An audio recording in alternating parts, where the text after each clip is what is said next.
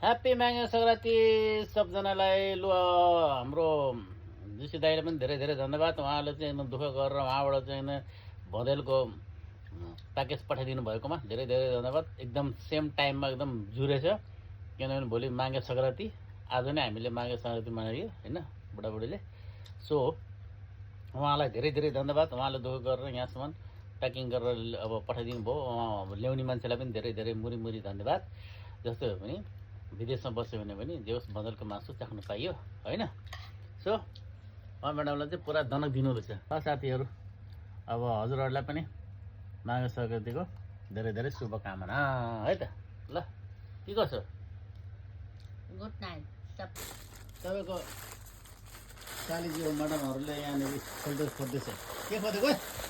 के खोजेको? बीज फुटे क्या हो? बीज फुटेछ क्या?